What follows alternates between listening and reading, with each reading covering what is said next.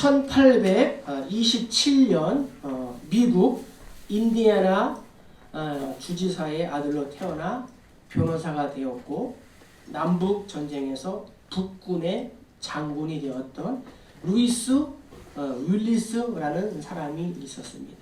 그는 친구와의 대화에서 예수가 하나님의 아들이 아닌 사람의 아들이다 밝히는 소설을 쓰기로 작정했습니다.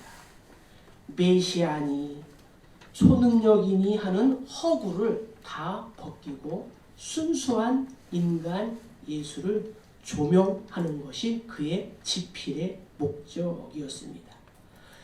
소설을 쓰기 시작했을 때에 예수에 대하여 아는 것이 거의 없었습니다. 알고 있는 것이라고는 친구가 들려준 기독교는 얼마 후에 이 세상에서 존재를 감출 것이다 라는 이 한마디의 비관적인 말뿐이었습니다. 그러나 그는 예수님의 생애를 추적하고 연구하며 그 배경을 알려고 성경을 읽는 동안 그리스도의 신성을 믿게 되었고 그가 하나님의 아들임을 시인하게 되었습니다. 예수의 부활도 믿게 되었습니다. 윌리스는 자신에게 일어난 이 변화를 고스란히 소설의 주인공으로 투영시켰습니다. 그래서 나온 소설이 1880년에 출판된 벤허가 바로 그것입니다. 특별히 1959년에 영화로 상영이 되어 많은 사람들에게 큰 감동을 주었고 지금까지도 리메이크되어 감동을 주고 있습니다. 누구든지 부활하신 예수 그리스도를 만나면 변하지 않을 사람이 없는 줄로 믿습니다. 오늘 성경은 성도인 우리를 향하여 그리스도의 비밀을 맡은 자라고 말씀하고 있습니다.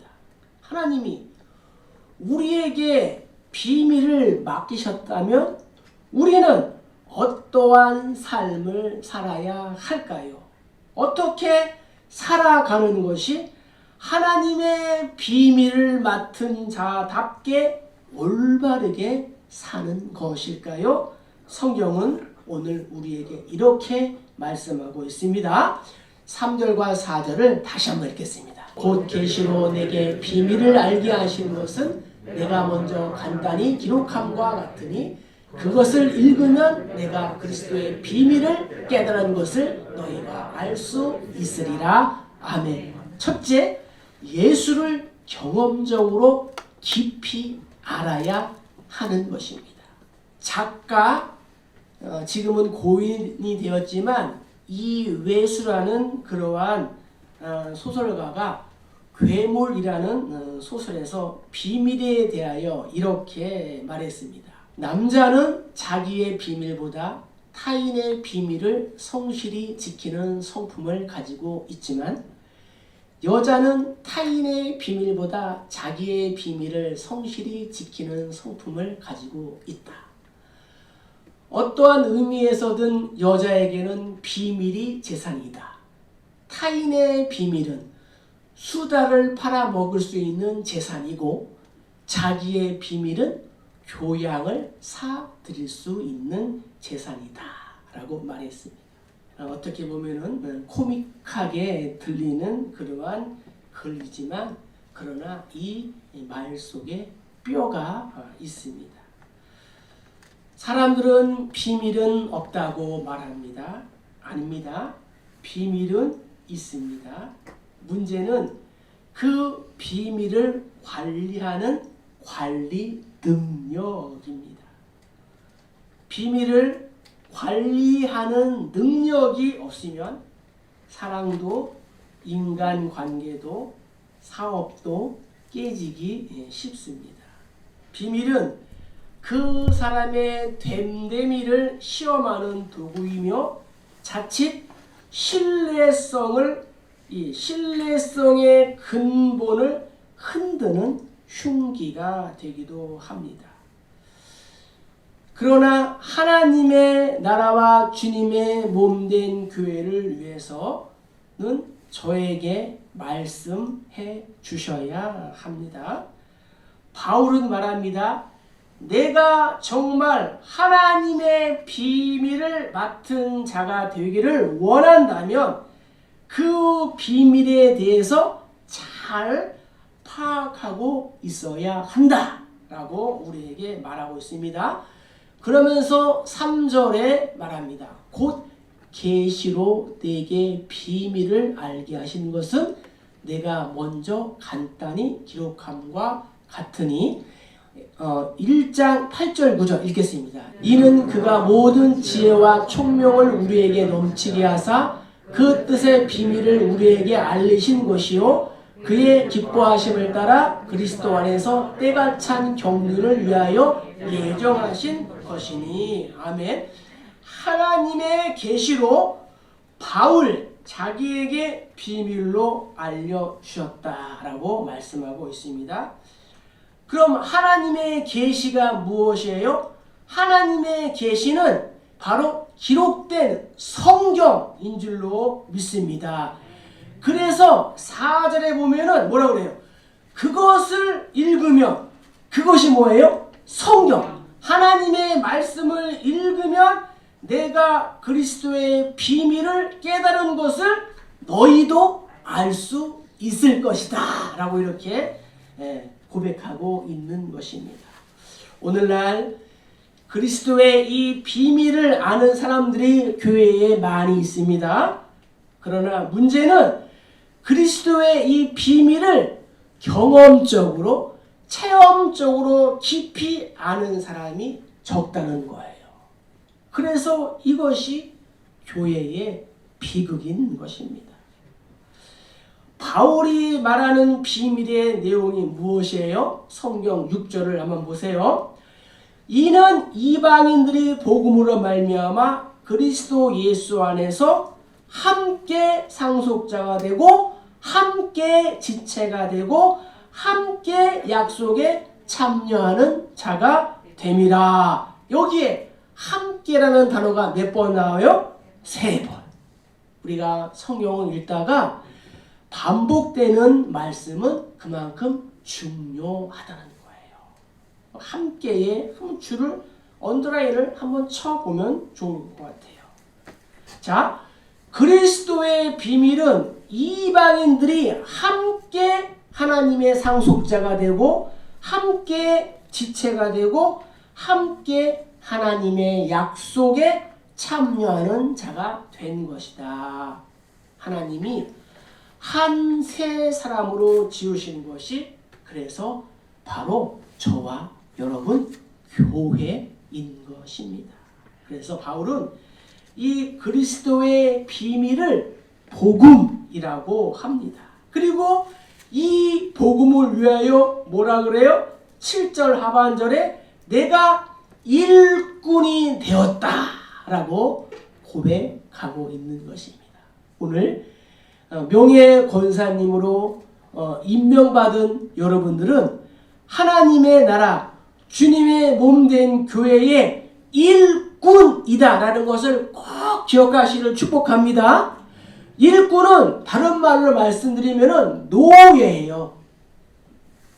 종이라는 거예요. 그러니까 나는 예수님의 일꾼이다, 노예다, 종이다 이라는 것, 이것을 꼭 기억하시면 좋을 것 같습니다. 성도님들, 예수 그리스도의 비밀이 무엇입니까? 이것은 하나님인 예수님이 인간의 몸을 입고 이 땅에 오신 것입니다. 우리는 이 이야기를 어려서부터 70, 80이 될 때까지 너무도 많이 들었기 때문에 별 감동이 없이 받아들일 수가 있습니다. 하지만 이 성탄의 계절에 마음속으로 깊이 묵상해 보세요. 결코 감동이 없이는 지나칠 수 없는 말씀이라는 거예요. 하나님이신 예수님이 낮고 낮은 이 땅에 인간의 몸을 입고 오셨습니다. 그리고 십자가에 달리셨습니다. 우리가 알다시피 이 십자가는 이 세상에서 가장 고통스러운 처형 방법입니다. 육체적으로 그 아픔을 참아내기가 너무나도 힘든 형벌입니다. 생각해 보세요. 나의 손에 조그만한 가시가 박히고 발톱에 이 가시가 박혀서 발가락을 찌르고 특히 못에 찔리면 얼마나 통증이 있습니까? 때로는 우리가 파상풍 주사를 맞아야 하고 생활하는 데에 며칠 동안 불편하지 않습니까? 예수님은 십자가에 달리기 전 채찍으로 심하게 맞으셨습니다. 양손과 양발에 크고 깊숙한 이 못이 박혔고 머리에는 가시 면류관을 썼습니다. 이 십자가 형벌은 육체적인 고통만 주는 것이 아니었어요. 가장 수치스러운 형벌이었습니다. 평소에 자신을 잘 알고 있던 사람들, 때로는 모르는 사람들, 자신을 존경하던 모든 사람이 그 광경을 쳐다봅니다. 얼마나 창피하겠어요. 얼마나 수치스럽겠어요. 로마 군인들이 조롱하며 침을 뱉습니다. 사람이 당할 수 있는 모든 고통을 예수님이 친히 이 땅에 오셔서 십자가 위에서 모두 다 당하셨다는 거예요. 그 이유가 무엇입니까? 저와 여러분을 살리기 위함인 줄로 믿습니다. 나로 하여금 영생을 얻게 하기 위함인 것입니다. 나의 죄를 대속하시고 나로 하여금 하나님의 백성이 되기 위하여 하나님이신 예수님이 인간의 몸을 입고 높고 높은 저 하늘에서 낮고 천한 이 땅에 오셔서 그 수치스러운 십자가를 지심으로 나의 영혼이 살아난 줄로 믿습니다. 이 비밀을 우리가 알아야 된다는 거예요. 여러분, 귀신들도 예수를 알아요. 30년, 40년 봉사했기 때문에 십자가에 대해서 잘 알고 예수에 대해서 잘 안다고 생각할 수 있으나 성경은 귀신들도 예수님을 안다고 말하고 있어요. 바라기는 반복되는 이러한 일상의 삶 속에서 하나님 저에게 가르쳐 주세요. 하나님 말씀해 주세요.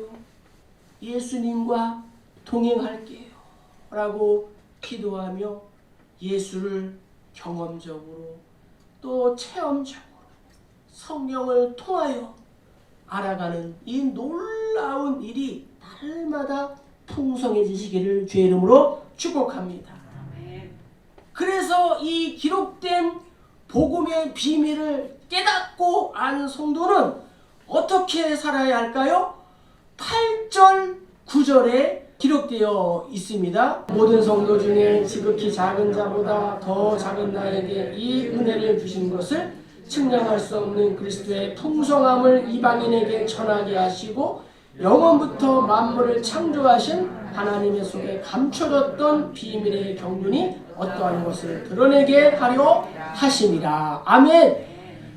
그리스도의 비밀을 맡은 저와 여러분은 삶으로 어떻게 해요? 드러내야 된다는 거예요. 보통 비밀은 상대방에게 말하지 말아야 하는 것이 세상의 법입니다.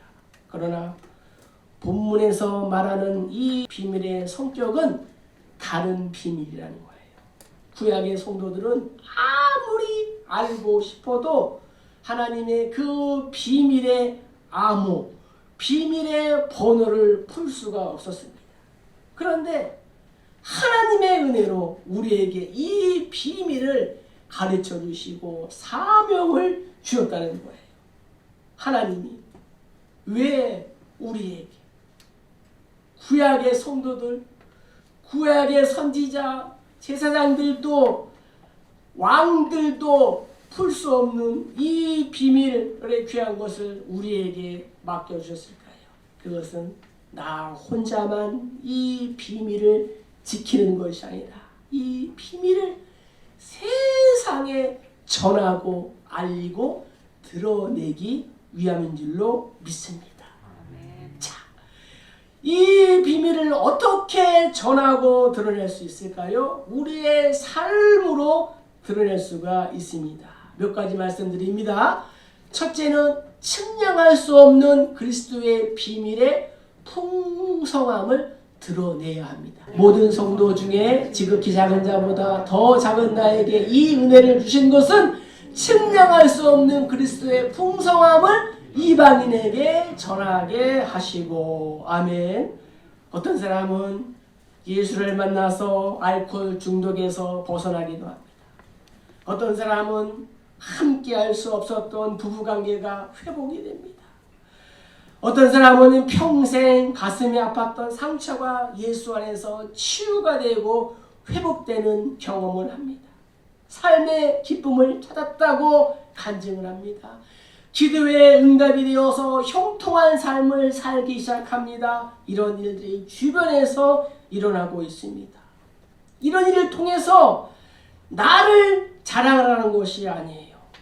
병이 나은 것을 자랑하는 것이 아니라, 부자가 된 것을 자랑하는 것이 아니라, 취직이 된 것, 좋은 환경과 건강한 육체를 자랑하지 말고 이 일을 통해서 내 안에 임하신 그리스도 예수의 풍성함을 전해라! 오늘 우리에게 말씀하고 있는 것입니다.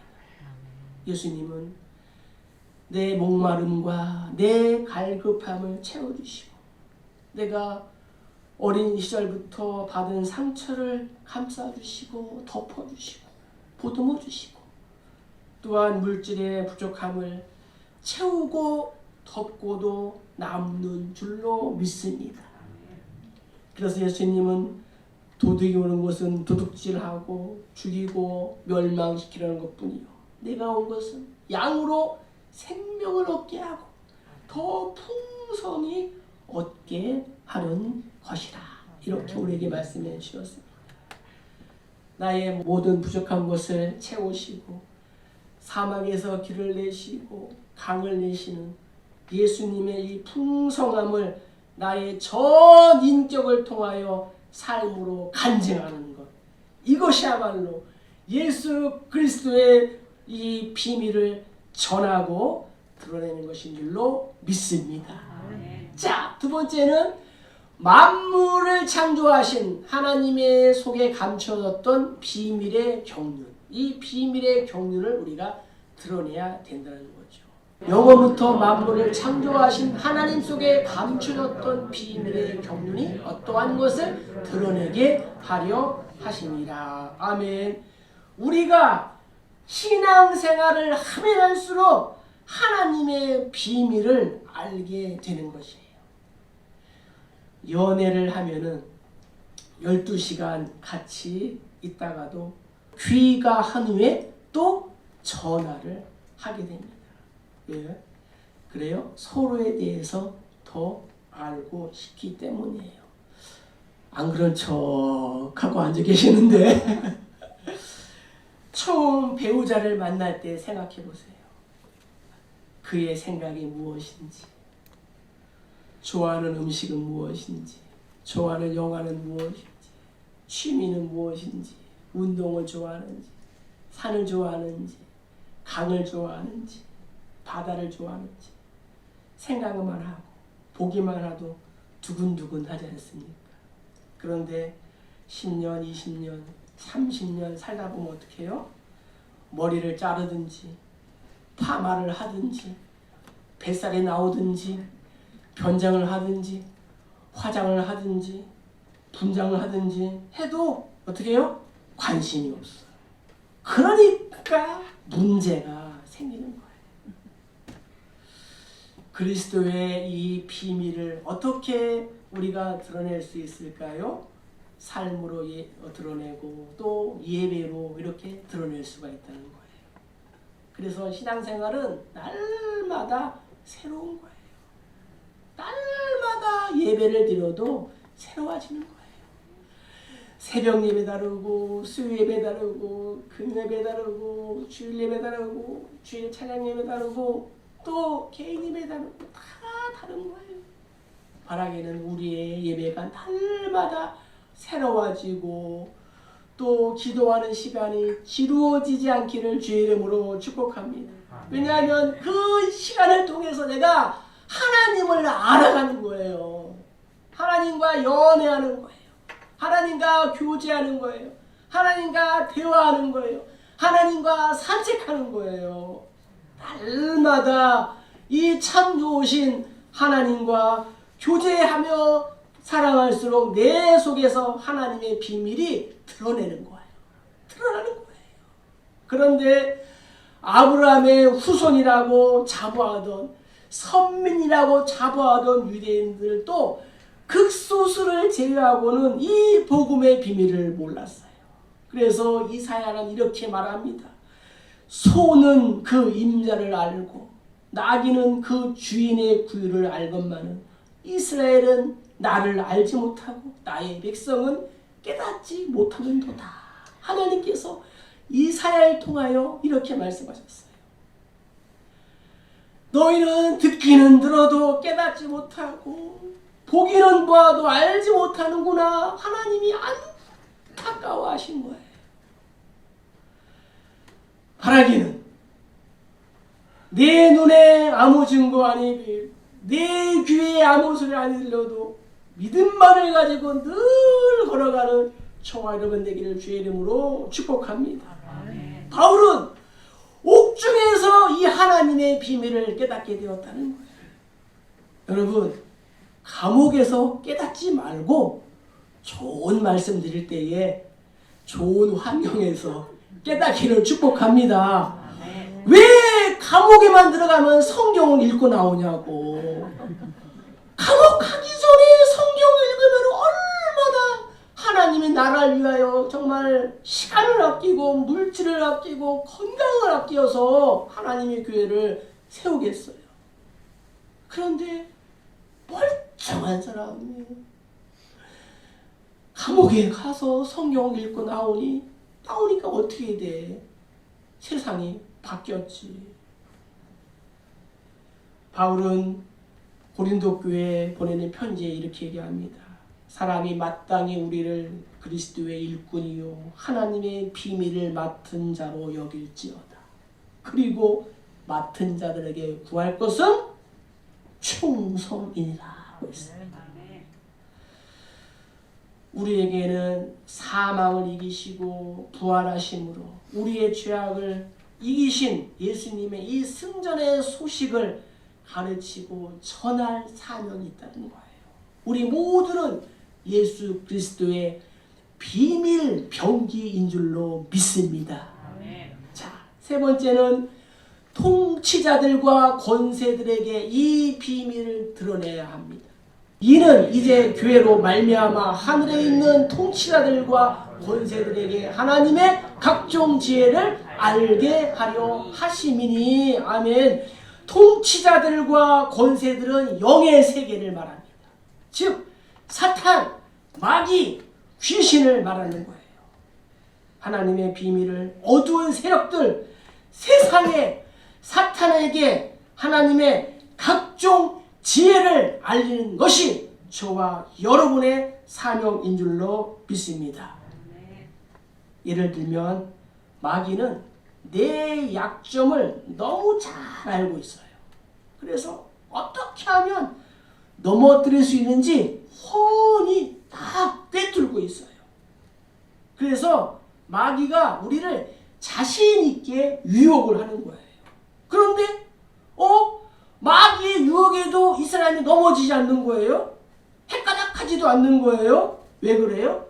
방어를 잘 했기 때문이에요. 마귀가 당황하며 내 무기가 약해진 것 아닌가 점검을 하지만 마귀의 무기는 그대로예요. 자신의 무기가 왜 통하지 않았는가 생각해 보니까는 그 사람에게는 하나님의 지혜가 있는 거예요. 이 사람이 예수님의 비밀을 맡은 이 비밀 병기인 거예요.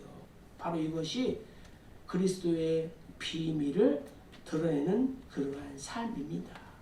나의 삶을 보고 불신자들이 예수님을 발견해야 될 줄로 믿습니다. 사망의 냄새가 아니라 사랑의 향기를 풍겨야 할 줄로 믿습니다. 자, 이제 마지막으로 하나님의 비밀을 맡은 자는 어떠해야 됩니까?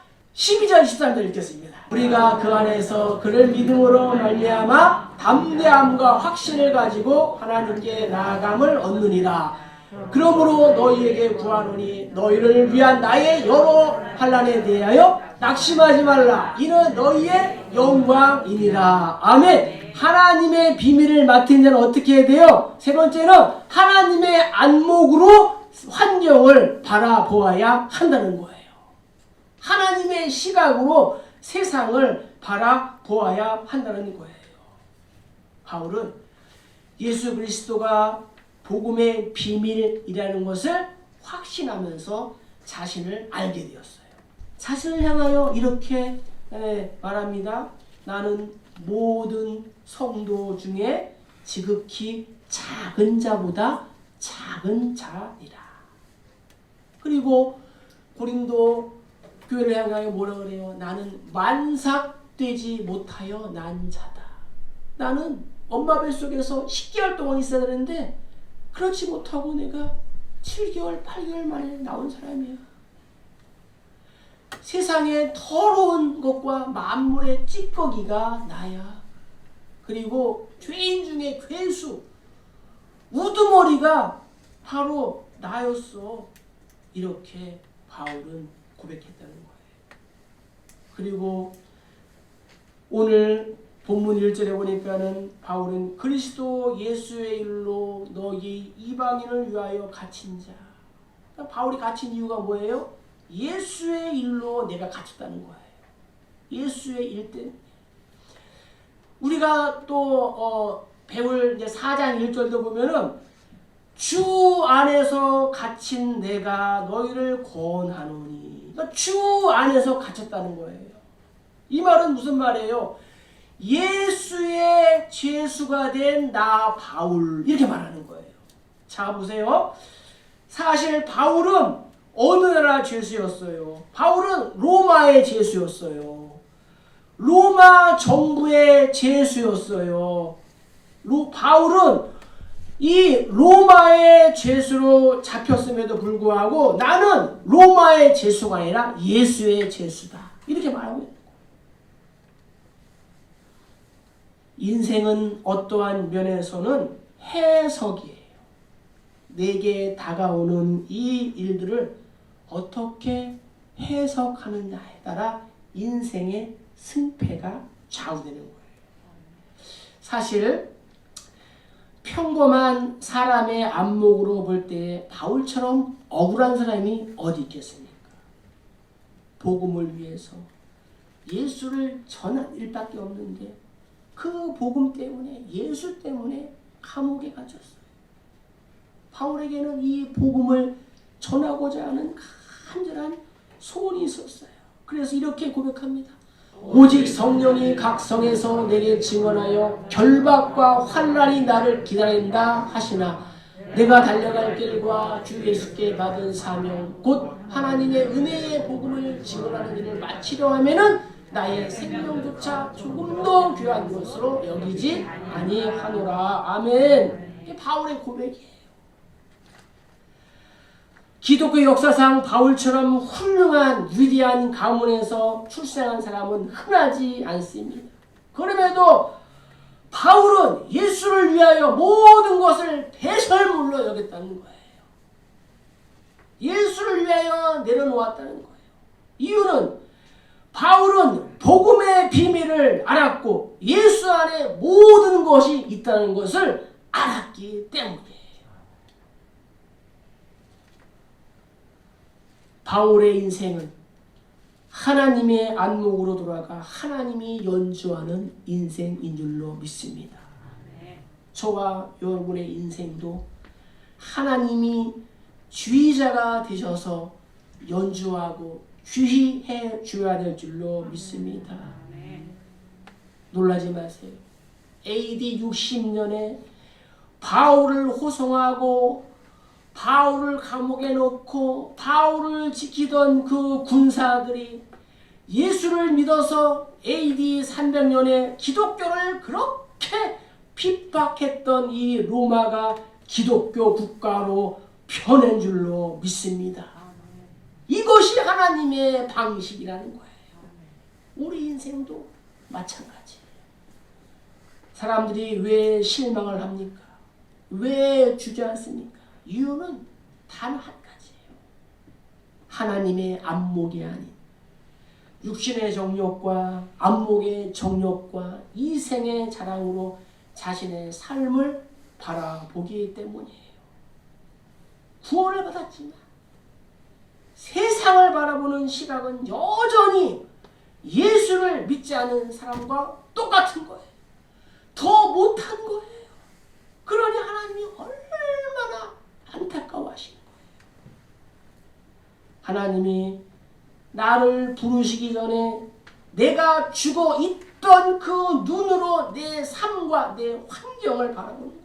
그래서 질병에 걸리면 낙심을 하고 병이 나으면 할렐루야 아멘을 합니다. 사업이 잘 되면 얼굴이 환해지고 사업이 안 되면 절망합니다. 이유는 구원을 받기 이전과 똑같은 눈으로 나의 삶을 바라보기 때문이라는 거예요. 오늘 하나님이 바울을 통하여 저와 여러분에게 말씀합니다. 여러 환난에 대하여 낙심하지 말라. 너희는 예수는 너희의 영광이니라. 할렐루야.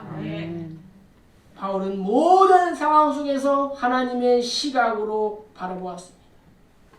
나의 배후에서 그 모든 고난과 어려움을 통하여 일하시는 예수님, 하나님의 아름다운 연주를 듣게 되기를 주의 이름으로 간절히 축복합니다. 질그릇과 같은 나를 통하여 예수라고 하는 이 보배가 밝게 빛나야 될 줄로 믿습니다. 그래서 하나님의 안목으로 환경을 바라보기 위하여 바울은 이렇게 고백합니다. 너희는 깨끗한 양심의 믿음의 비밀을 가진 자들이 되어야 한다. 이제 말씀을 마칩니다. 하나님의 비밀을 맡은 저와 여러분, 오늘부터 어떻게 살아야 할까요? 경험적으로 예수를 깊이 알아가시길 주의 이름으로 축복합니다. 깊이 알기 위해서는 하나님과 교제해야 되는 거예요. 그러려면 어떻게 해야 돼요? 예배의 자리를 준수하고 기도의 자리를 사모하고 하나님과 가까이 하는 시간을 가져야 한다는 거죠. 두 번째는 뭐예요? 삶으로 드러내야 된다는 거예요. 선한 행실. 그리고 하나님의 시각, 아버지 하나님의 마음으로 모든 상황과 환경을 바라보아야 한다는 거예요.